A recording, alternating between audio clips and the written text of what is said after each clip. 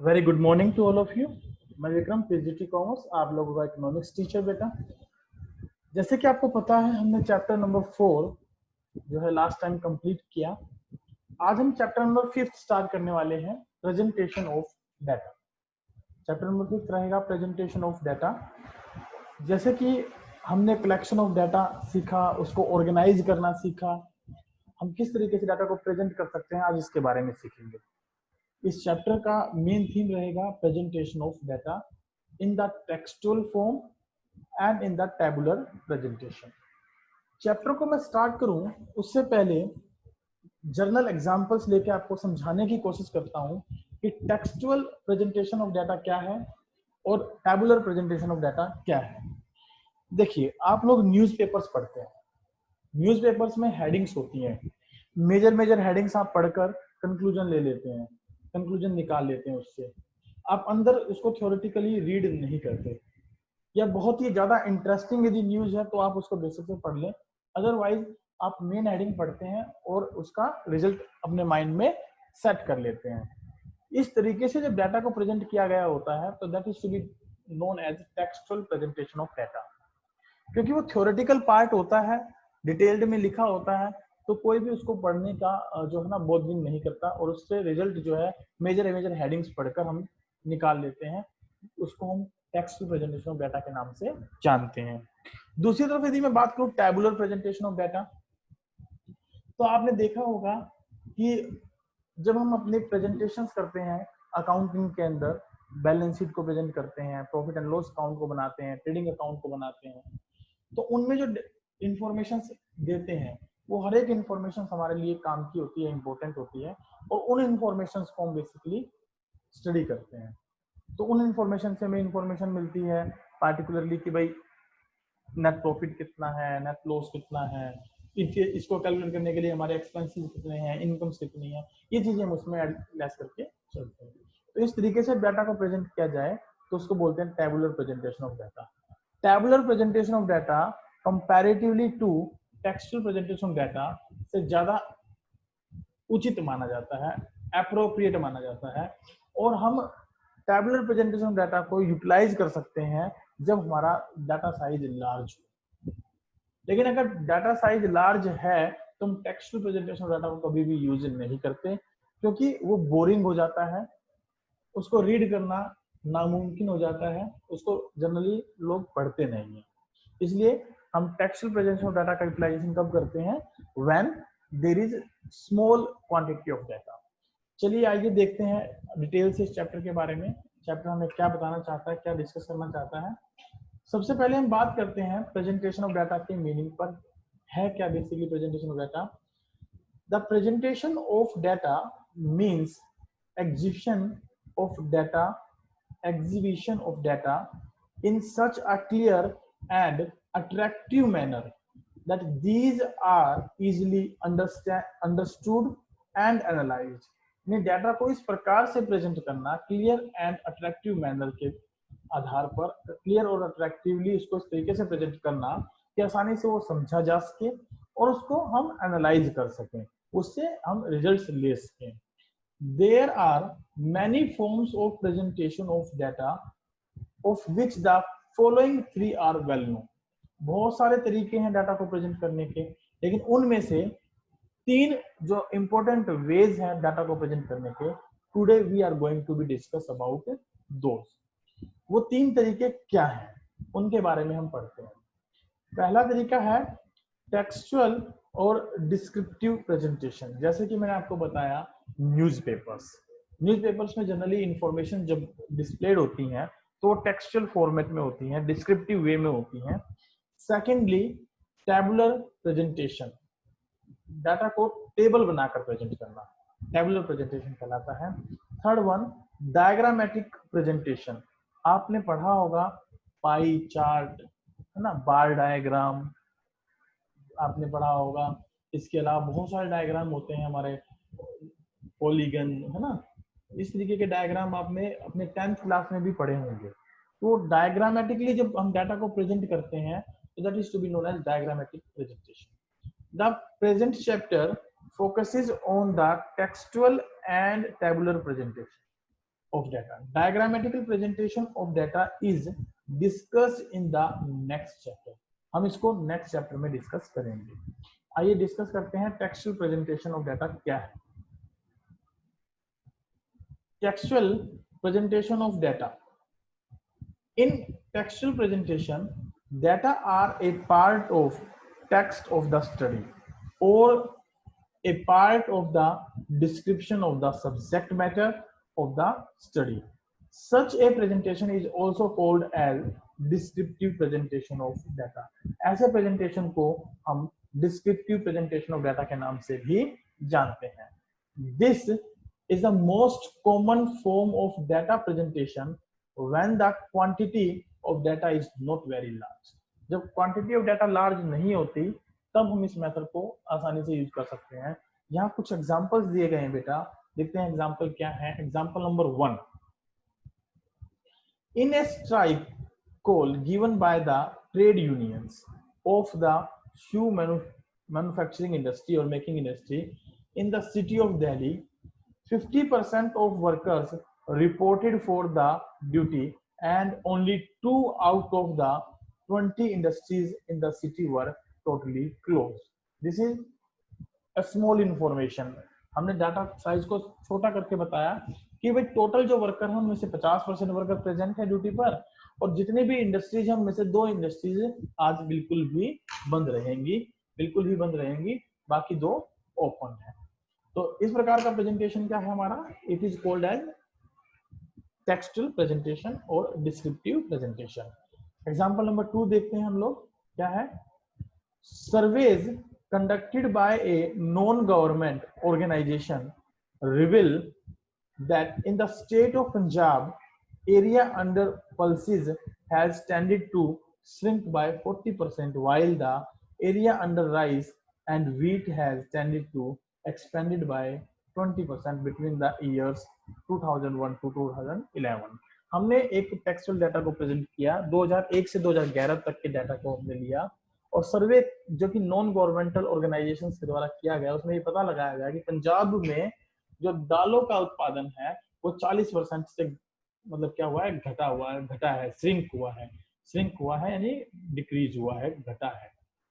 और जबकि राइस का और व्हीट का प्रोडक्शन जो है वो 20% इंक्रीज हुआ है इन द 2001 to 2011. नेक्स्ट है हमारी सुटेबिलिटी. सुटेबिलिटी क्या होती है बेटा, उपयोगिता. पार्टिकुलर जो डाटा होता है उसको हम कहाँ पर यूटिलाइज करते हैं, कैसे इसको प्रेजेंट किया जा सकता है, कैसे इसको यूटिलाइज किया जा सकता है, that we are going to be discussed. Textual presentation of data is most suitable when the quantum of data is not very large. It means informations are in brief. हम उन इंफॉर्मेशंस को textual के द्वारा present करते हैं तो that are easy to read, that are easy to understand. A small volume of data presented as a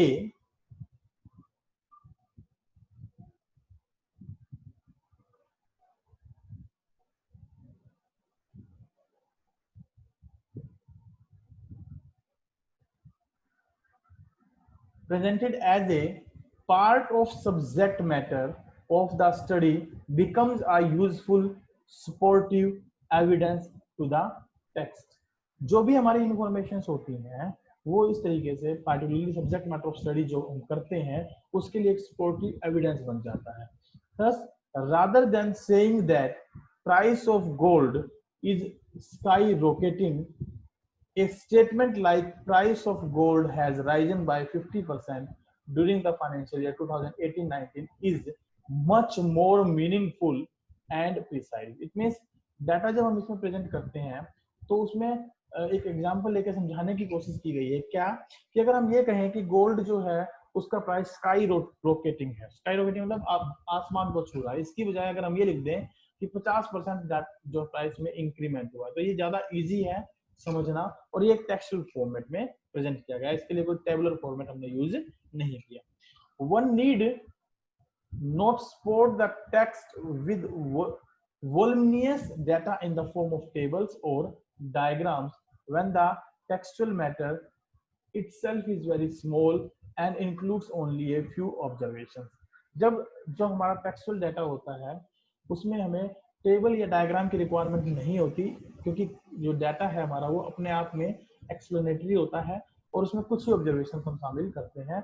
Indeed textual presentation of data is an integral component of A small quantitative description of a phenomena.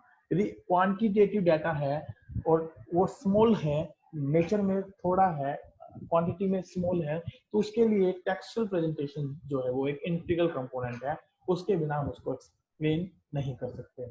It gives an emphasis of statistical truth to the otherwise qualitative observations. It means कि अगर हम qualitative observations की बात करते हैं, उसके comparatively quantitative data को अगर प्रेजेंट किया गया जाना है, तो उस कंडीशन में हम लोग जो है ना, ये बेसिकली स्टैटिस्टिकल ट्रूथ पर जो हमारा मेथड है टेक्सचुअल प्रेजेंटेशन, वो ज्यादा फोकस करता है कि हमें उसको ज्यादा प्रेफरेंस देनी चाहिए, ज्यादा उसको यूटिलाइज करना चाहिए।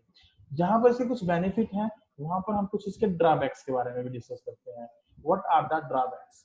A serious drawback of the textual presentation of data is that one has to go through the entire text before quantitative facts about a phenomena become evident. It means कि हम अगर serious drawback के बारे में बात करें, तो हमारी जो पहली ड्रॉबैक है वो ये रहेगी कि जितना भी हम टेक्सुअल प्रेजेंटेशन ऑफ डाटा करते हैं, entire text before quantitative facts about A phenomena become evident.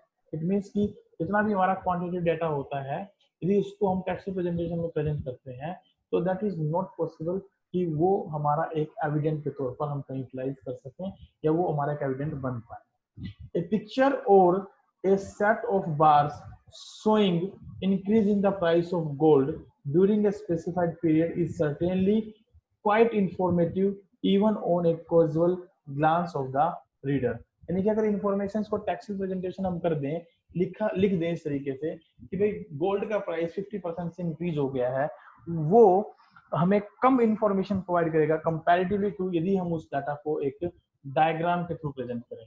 एक डायग्राम में डायग्रामेटिकली प्रेजेंटेशन उसका या बार डायग्राम टाइप उसका प्रेजेंट करें, तो जो बार्स हम उसमें बनाएंगे वो ज्यादा इंफॉर्मेशन हमें प्रोवाइड करेंगी। Textual presentation of data on the other hand does not offer anything to the reader at a mere glance of the text matter। केवल टेक्स्ट मैटर को प्रेजेंट करने के अलावा टेक्सचुअल प्रेजेंटेशन किसी भी रीडर को इससे ज्यादा कोई इंफॉर्मेशन वो प्रोवाइड नहीं करता। Reader must read and comprehend to the entire text, और रीडर को डाटा खुद ही पढ़ना पड़ता है और पढ़ना ही पड़ेगा यदि उसको वो डाटा समझना है तो। When the subject under study is vast and involves comparison across different areas, countries, textual presentation of data would only add to discomfort to the reader।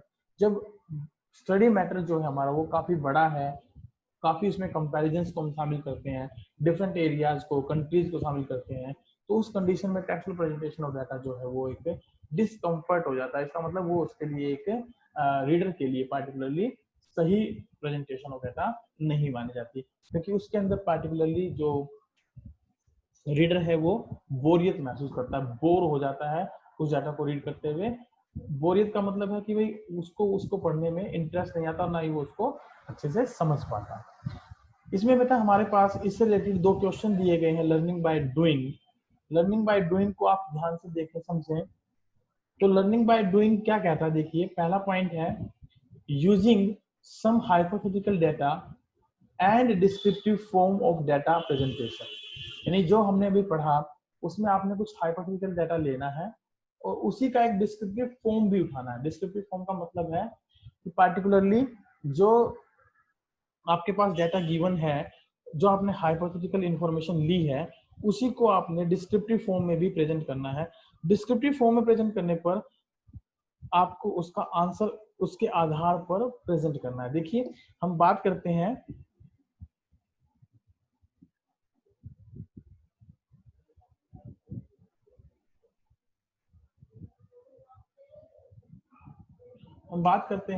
पहले क्वेश्चन के बारे में, that is describe the impact of strike by the trader in your city. यहाँ पर बात हो रही है कि जो पार्टिकुलरली स्ट्राइक, जो ट्रेडर है वो क्या कर रहे हैं, स्ट्राइक कर रहे हैं। अगर वो स्ट्राइक कर रहे हैं तो उसका आपकी सिटी पर क्या प्रभाव पड़ेगा। तो इसको पार्टिकुलरली आपने जो है एक्सप्लेन करना है। तो यहाँ आप कैसा डाटा लेना है, हाइपोथेटिकल डाटा लेना है और डिस्क्रिप्टिव फॉर्म ऑफ डाटा लेनी है। तो उस कंडीशन में अगर हम ये कहें कि जो स्ट्राइक है, जो ट्रेडर है उन्होंने हमारे सिटी में जो पार्टिकुलरली स्ट्राइक कर रखी है, स्ट्राइक क्यों कर रखी है, उसका कारण क्या है, हाइपोथेटिकल डाटा ले लेता हूँ। मान लीजिए टमाटर के रेट बढ़ गए, जो ट्रेडर है, ट्रेडर का मतलब जो व्यापार करने वाले हैं, मैं अगर एक एग्जांपल लेता हूं तो मैंने मान लिया कि जो टमाटर हैं उनका प्राइसेस बढ़ गया है 50% से।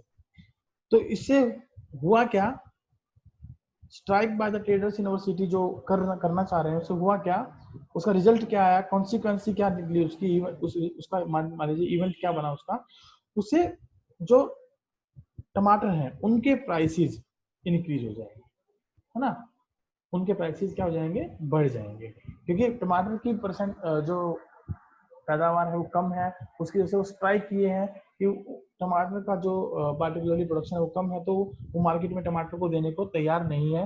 तो अगर टमाटर की सेल नहीं होगी मार्केट के अंदर तो होगा क्या कि टमाटर के प्राइसेस बढ़ जाएंगे, कंपैरेटिवली ज्यादा बढ़ जाएंगे। अगर 50% मान लीजिए शॉर्टेज ऑफ टमाटो है तो प्राइसेस में नियर अबाउट 100% का भी चेंज आ सकता है। तो हमने इसके दूसरी तरफ से देखिए, describe the impact of increase in price of petrol on the demand of cars and scooter। तो जैसे मैंने एक एग्जांपल लिया आपको टमाटर का कि वो टमाटर जो है अब उसकी कमी हो जाती है और ट्रेडर उसकी स्ट्राइक करते हैं, तो उसका रिजल्ट क्या निकलता है, उसका रिजल्ट ये निकलता है आपकी पार्टिकुलर सिटी एरिया में टमाटर की कीमत बढ़ जाएगी, टमाटर की कीमत आपकी क्या हो जाएगी, इंक्रीज हो जाएगी, बढ़ जाएगी। तो उसी तरीके से यदि प्राइस ऑफ पेट्रोल बढ़ जाए तो उसका डिमांड ऑफ कार और स्कूटर पर क्या इंपैक्ट पड़ेगा। अगर प्राइस ऑफ पेट्रोल बढ़ जाते हैं तो उसका डिमांड ऑफ कार और स्कूटर पर क्या प्रभाव पड़ेगा। डेफिनेटली अगर पेट्रोल की कीमत बढ़ जाएगी तो लोग गाड़ियों का यूटिलाइजेशन करना कम कर देंगे, तो कार और स्कूटर की डिमांड घट जाएगी, क्योंकि लोगों को पेट्रोल यदि महंगा मिलेगा, पेट्रोल की कीमत में यदि वृद्धि हो जाएगी तो वो कार और स्कूटर का यूटिलाइजेशन कम करेंगे और जो ऐसे व्हीकल्स का यूटिलाइजेशन बढ़ा देंगे जिनमें पेट्रोल की खपत नहीं होती, जिनमें पेट्रोल की रिक्वायरमेंट नहीं होती। चलिए नेक्स्ट पॉइंट देखते हैं, that is tabular presentation of data, कि हम डाटा को टैबुलर फॉर्म में किस तरीके से प्रेजेंट कर सकते हैं। टैबुलर प्रेजेंटेशन डाटा को हम देखते हैं। सबसे पहला पॉइंट हमारा, in the words of Neiswanger, a statistical table is a systematic organization of data in columns and rows।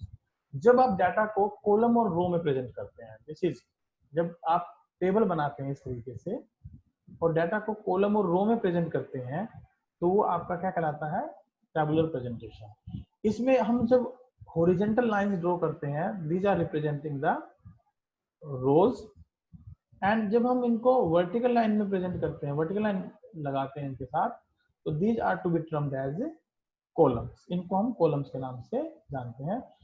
देखिए vertical dissections of table, that is vertical dissection, are known as columns and horizontal dissections are known as rows. तो it means statistical table होती क्या है, जिसमें हम systematic organisation of data को column और रोज में प्रेजेंट करते हैं, उसे हम क्या बोलते हैं, tabular presentation of data. Tabulation is the process, tabulation क्या है, एक प्रोसेस है किसकी, प्रेजेंटिंग ऑफ द डाटा की, and in the form of a table, और टेबल क्या है, उसका एक रिजल्ट है। According to professor L R. Connor, tabulation involves the orderly and systematic presentation of numerical data in form of design to elucidate the problem under consideration।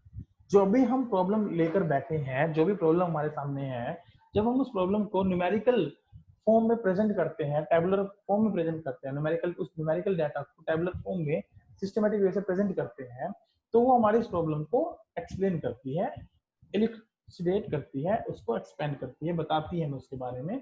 In the words of professor M.M. Blair, tabulation in its broadest sense is an orderly arrangement of data in columns and rows only। यानी कि जब भी हम data को present करते हैं columns और रो में, तो ये एक इसका ऑर्डरली अरेंजमेंट के तौर पे माना जाता है, उसको हम ऑर्डरली अरेंजमेंट के नाम से जानते हैं। Note the difference between table and tabulation. Table और टेबुलेशन में क्या डिफरेंस है जरा देखें। While tabulation refers to the method or the process of presenting the data in form of rows and columns, जबकि टेबल क्या है, refers to the actual presentation of data in the form of rows and columns. Table is the consequence standing for result है of the tabulation process. It means table is the result of tabulation. हम table को किसका result कहते हैं, tabulation का result कहते हैं, tabulation का रिजल्ट माना जाता है। नेक्स्ट है हमारे पास इसमें पार्ट्स ऑफ और कंपोनेंट्स ऑफ ए टेबल। जब हम टेबुलर प्रेजेंटेशन के मीनिंग को देखते हैं तो उसके बाद हमारा नेक्स्ट पॉइंट आता है कि what are the various parts of a table. Table के पार्ट्स के बारे में हमें पता होना चाहिए। एक इंपॉर्टेंट क्वेश्चन हमारा यहाँ बनता है, कई बार क्वेश्चन में पूछ लिया जाता है, ये तो टेबल आपको प्रेजेंट कर दी जाएगी और आपसे पूछे जाएंगे कि write the name of the various parts of this table, या फिर आपसे डायरेक्ट क्वेश्चन पूछ लिया जाएगा what are the various parts of a table explain. तो ये टेबल के पार्ट्स हैं, टोटल मिलाकर 12 के करीब पार्ट्स हैं। 9 पार्ट्स हैं हमारे पास। 9 पार्ट्स को हम लोग डिस्कस करने वाले हैं। तो पहला पार्ट है हमारा बेटा टेबल नंबर। सबसे पहले हम टेबल नंबर लगाते हैं। First of all, a table must be numbered. Different tables must have different numbers, such as 1, 2, 3, etc. These numbers must be in the same order as the tables. Number facilitate location of the tables. जो number होते हैं इसके mention हम देते हैं 1, 2, 3, वो हमें आसानी से ये पता लगाने में मदद करते हैं कि टेबल्स किस पार्टिकुलर लोकेशन पर एग्जिस्ट करती हैं, किस पार्टिकुलर लोकेशन पर वो हमें मिलेंगी। सेकेंड, हम टेबल को टाइटल देते हैं बेटा। टाइटल का मतलब है उसका नाम रखना, जो टेबल पार्टिकुलरली बना किसके बारे में रहे हैं, टेबल का पार्टिकुलर टाइटल क्या है। A table must have a title. Title must be written in bold letters. It should attract the attention of the readers. जैसे कि पार्टिकुलर आप लोगों ने अपनी बुक्स के अंदर टेबल्स देखी, इससे पहले हमने ऑर्गेनाइजेशन ऑफ डाटा के अंदर डाटा को जब ऑर्गेनाइज किया, प्रेजेंट किया, तो आपने देखा ऊपर हेडिंग लिखी होती थी, the marks obtained by 20 students of +1 commerce, इस तरीके से। तो वो जो अट्रैक्शन है, वो हेडिंग है, वो अट्रैक्शन का पार्ट है। वो इस तरीके से होती है कि हम उसको बोल्ड में लिखते हैं ताकि वो अट्रैक्टिव दिखे, रीडर्स को अपनी तरफ अट्रैक्ट कर सके। The title must B simple, clear and short. और टाइटल ऐसा होना चाहिए जो सिंपल हो, क्लियर हो और छोटा हो। एक good title must reveal the problems under consideration. एक अच्छा टाइटल से हमें ये पता लग जाता है कि पार्टिकुलरली हम इस टेबल में किस प्रकार की प्रॉब्लम को डिस्कस करने वाले हैं। The time period of study, हमें पार्टिकुलर उस टाइम पीरियड का पता लग जाता है जिस टाइम पीरियड में हम उस स्टडी को करने वाले हैं। द प्लेस ऑफ स्टडी, किस पार्टिकुलर जगह के बारे में या डाटा के बारे में हम स्टडी करने वाले हैं। The nature of classification of data, और डाटा का जो क्लासिफिकेशन है वो किस नेचर का है, इसके बारे में भी आसानी से इंफॉर्मेशन पता लगा सकते हैं on the behalf of the title. For example, a good title is short but complete in all aspects. हम ये कह सकते हैं कि एक अच्छा टाइटल जो है वो छोटा होना चाहिए और कंप्लीट होना चाहिए फ्रॉम द ऑल एस्पेक्ट्स, यानी हर पॉइंट से वो समझ में आने योग्य होना चाहिए, उससे तकरीबन इंफॉर्मेशन हमें पता लगनी चाहिए।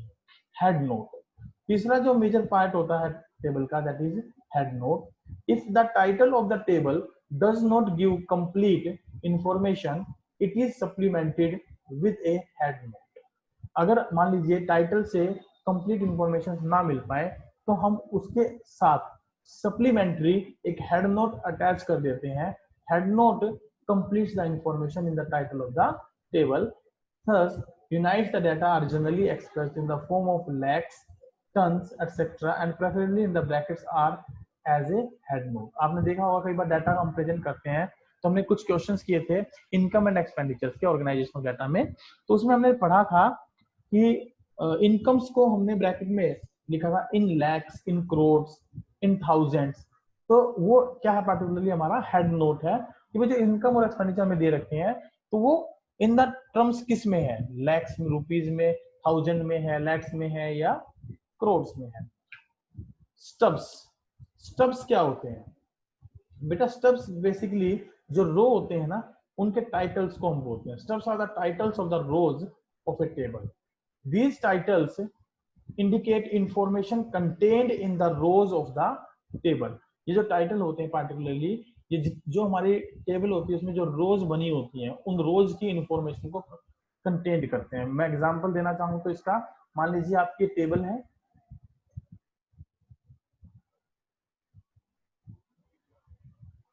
ये हमारी रोज को रिप्रेजेंट करती हैं, ये रोज है हमारी। तो इसका ये जो पोर्शन है that is to be known as stub, कि जो रोज है उनकी हेडिंग्स को ये रिप्रेजेंट करता है। कि जैसे नेम ऑफ द स्टूडेंट, तो स्टूडेंट के नेम होंगे, तो इस रो में इस स्टूडेंट के बारे में जो इन्फॉर्मेशन डिस्प्ले होंगी वो इनकी कॉलम वाइज हम इस तरीके से इन्फॉर्मेशन डिस्प्ले कर सकते हैं। एग्जांपल के तौर पर मान लीजिए अकाउंट, बिजनेस और इकोनॉमिक्स, इनके मार्क्स के बारे में हम स्टडी करना चाहते हैं। तो रो में जो पहले रो में पहला बच्चा है उसके अकाउंट्स में कितने मार्क्स हैं, इकोनॉमिक्स में कितने हैं, बिजनेस में कितने हैं, वो हमें इस तरीके से पता चलते हैं। कैप्शन, कैप्शन क्या होता है? कैप्शन बेसिकली एक टाइटल होता है जो कि हम कॉलम्स ऑफ द टेबल को प्रोवाइड करते हैं। जो टेबल होती है उसके जो कॉलम्स होते हैं उनको हम एक कैप्शन प्रोवाइड करते हैं, एक पार्टिकुलर उनको हेडिंग देते हैं। A caption indicates information contained in the columns of the table. जैसे कि आपने कई बार टेबल्स देखी होंगी, तो आपकी टेबल कुछ इस तरीके की बनी हुई होती है, और बाईवेरिएट डाटा जो होता है, बाईवेरिएट डाटा, उसमें हम नॉर्मली इसको यूटिलाइज करते हैं। बाईवेरिएट डाटा के अंदर यहां पर हम इस तरीके से क्रॉस कर लेते हैं। This particular titles are to be known as captions, और ये जो होते हैं ये पार्टिकुलरली हमारे स्टब्स को रिप्रेजेंट करते हैं। स्टब्स, इनको हम स्टब्स के नाम से जानते हैं। ए कैप्शन में हैव सब heads when information contained in the columns is divided in more than one class. For example, a caption of students may have boys or girls as subheads। जैसे कि हमने यहाँ लिखा एजुकेटेड, और उसको दो पार्ट्स में डिवाइड कर लिया। एजुकेटेड स्टूडेंट्स में बॉयज कितने एजुकेटेड हैं और गर्ल्स कितनी एजुकेटेड हैं। दैट इज योर सब head of the captions. Body और फील्ड, जब हम बॉडी और फील्ड की बात करते हैं तो जो पूरी टेबल होती है, body of the table means sum total of items in the table, thus body is the most important part of the table. It indicates values of various items in a table. Each item in the body is called a cell. तो जो particularly हम table prepare करते हैं उस table में जो ये एक पोर्शन होता है, ये वाला portion, this portion is to be termed as cell. इसको हम सेल के नाम से जानते हैं। ये हर एक पोर्शन हमारा क्या माना जाएगा? This will be termed as cell. इसको हम सेल के नाम से बुलाएंगे। नेक्स्ट है यूनिट ऑफ मेजरमेंट। अब यूनिट ऑफ मेजरमेंट की रिक्वायरमेंट होती है बेटा, जब डाटा को हम कंपेयर करते हैं तो पार्टिकुलरली एक कॉमन यूनिट में होना चाहिए। So the unit used for measurement of the figures in the table must be specified along with the title, and thus if the table shows a population figures, it must be specified whether figures are expressed in the terms of lakhs or crores. That is to be known as unit of measurement. जब हम data को present करते हैं तो उनके लिए common unit को fix करते हैं ताकि हमें पता लगे डाटा की कॉमन यूनिट क्या है। नेक्स्ट है हमारा फुटनोट्स। फुटनोट्स क्या होते हैं कि डाटा का सोर्स क्या है, डाटा की इंफॉर्मेशन कहाँ से ली गई है, इस तरीके की जो इंफॉर्मेशन देते हैं तो उनको फुटनोट और सोर्स के नाम से हम लोग जानते हैं। Footnotes are given for clarification of reader. These are generally given when information in the table need to be supplemented, and sources are when tables are based on secondary data, source of the data is to be given and source of data is specified below the footnote. It should give name of the publication and publisher, year of publication, reference number, page number, etc. That is to be known as source. आइए देखते हैं कि हम table को particularly जो heads होते हैं उसको कैसे प्रेजेंट कर सकते हैं। हमें नेक्स्ट पेज पर जो है एक टेबल का फॉर्मेट दिया है, आप अपनी बुक से जो है चेक कर सकते हैं। ये जो है हमें एक टेबल का फॉर्मेट दिया गया है बेटा, इस टेबल के फॉर्मेट को देखें। Check the following format of a table showing its various components. ये फॉर्मेट ऑफ टेबल है, इसको आप ध्यान से स्टडी करें तो आपको पता लगेगा कि टेबल जो है किस तरीके से हम प्रिपेयर करते हैं। सबसे पहले हम टेबल नंबर डालते हैं, उसका टाइटल डालते हैं, यूनिट ऑफ मेजरमेंट लिखते हैं, उसके कॉलम्स, ये जो है कॉलम्स को रिप्रेजेंट करते हैं इस तरीके से। हेड नोट, हेड नोट का मतलब है टाइटल के साथ एक स्पेसिफिक सप्लीमेंट्री पार्ट जो कि इसको डिफाइन करता है टाइटल को, अगर टाइटल पूरी इंफॉर्मेशन ना दे पाए। सब हेड्स का मतलब है हमारा बेटा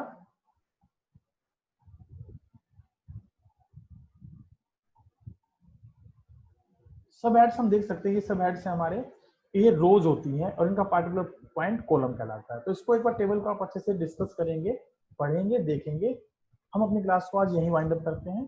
thank you very much, have a good day, bye bye, take care.